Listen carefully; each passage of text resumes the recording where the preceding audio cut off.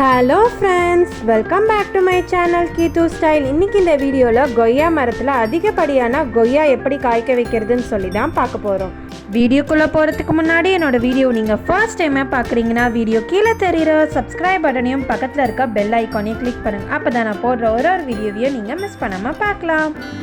நீங்கள் இப்போ பார்க்குற இந்த கொய்யா மரம் எங்கள் வீட்டில் இருக்கிறது. இதுக்கு நாங்கள் என்னென்னலாம் போடுறோம், எப்படி இவ்வளோ காய்க்குதுன்னு சொல்லி தான் பார்க்க போகிறோம். அதுக்கு முன்னாடி கொய்யாவை பற்றின ஒரு சின்ன ஹிஸ்ட்ரியும் அதோட பெனிஃபிட்ஸையும் பார்த்துடலாம். மெக்சிகோ நாட்டில் இருக்க கல்விலோ நகரம் தான் பார்த்தீங்கன்னா கொய்யாவோட பிறப்பிடம். அந்த இடத்துல ஒவ்வொரு ஆண்டுமே பார்த்தீங்கன்னா கொய்யா கண்காட்சி நடக்கும். அந்த கண்காட்சி உலக புகழ் பெற்றது. கொய்யாவில் என்னென்னலாம் ரகங்கள் இருக்குன்னு சொல்லி கொய்யாவில் பார்த்தீங்கன்னா பனாரஸ், ரெட் ஃப்ளஷ், ஆர்கா, அமுல்யா, ஆர்கா மிருத்துல்லா. கொய்யா பழத்தில் பார்த்தீங்கன்னா 2 வகை இருக்குது. ஒன்று வந்து சிவப்பு நிற கொய்யா, இன்னொன்று வந்து பார்த்தீங்கன்னா வெள்ளை நிற கொய்யா. இந்த 2 கொய்யாவோட கலரும் பார்த்தீங்கன்னா வேறு வேறு கலரில் இருக்கும். அண்ட் அதோட மருத்துவ நன்மைகளும் பார்த்தீங்கன்னா வேறுபடும். 4 ஆரஞ்சில் இருக்க விட்டமின் சி பார்த்தீங்கன்னா இந்த ஒரே கொய்யா பழத்தில் இருக்குது. விட்டமின் சி பார்த்தீங்கன்னா நோய் எதிர்ப்பு சக்தியை அதிகரிப்பது, நோய் கிருமிகளின் தொற்றிலிருந்தும் பாதுகாக்குது.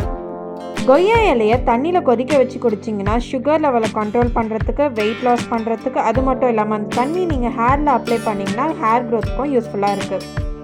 கொய்யாவோட மிளகும் எலுமிச்சை சாரும் சேர்த்து சாப்பிட்டிங்கன்னா உடல் சோர்வும் பித்தமும் நீங்கும். கொய்யா இலையோட சந்தனத்தை சேர்த்து நல்லா அரைச்சிட்டு தலையில் பத்து போட்டிங்கன்னா எப்படிப்பட்ட தலைவலியாக இருந்தாலும் பார்த்தீங்கன்னா சரியாயிரும். மதியானம் சாப்பிட்டதுக்கு அப்புறமா கொய்யாவை சாப்பிட்டிங்கன்னா நல்லா ஜீரணமாகும். கொய்யாவில் இருக்க பெனிஃபிட்ஸை பற்றி சொல்லணும்னா சொல்லிக்கிட்டே போகலாம். அதனால தான் கொய்யா பழத்தை ஏழைகளின் ஆப்பிள்னு சொல்லிட்டு சொல்கிறாங்க. ஆப்பிளில் எந்த அளவுக்கு சத்து இருக்கோ அதே சத்து பார்த்தீங்கன்னா இந்த கொய்யா பழத்துலேயும் இருக்குது.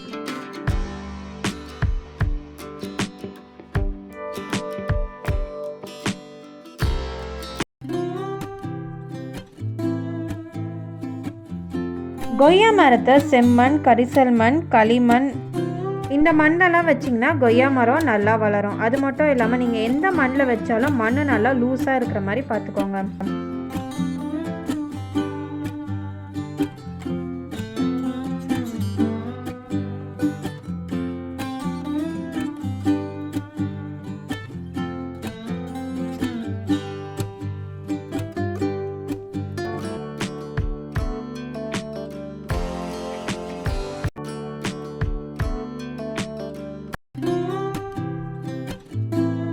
இந்த கொய்யா மரம் பார்த்தீங்கன்னா எங்கள் வீட்டில் இருக்க ஒரு சின்ன இடத்துல பார்த்தீங்கன்னா எவ்வளோ பெருசாக வளர்ந்து எல்லாம் நிறைய காயும் பார்த்தீங்கன்னா காய்க்குது.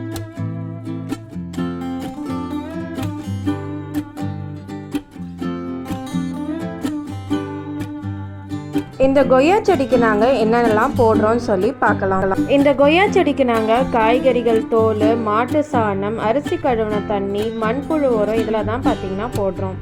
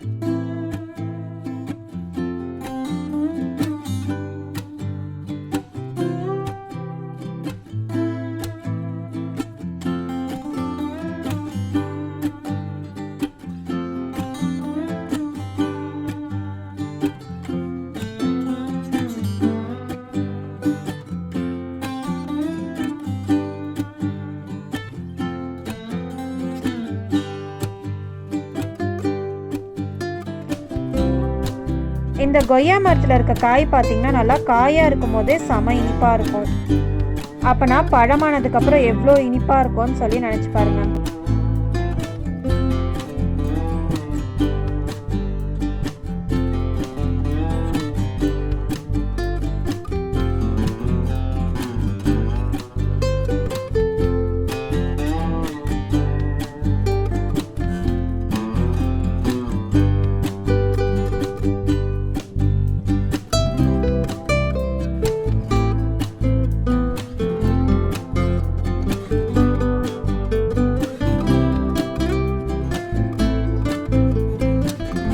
Thank you for watching. இது போல மேலும் ஒரு இன்ட்ரெஸ்டிங்கான வீடியோவில் பார்க்கலாம். Until it's bye from Kitu Style.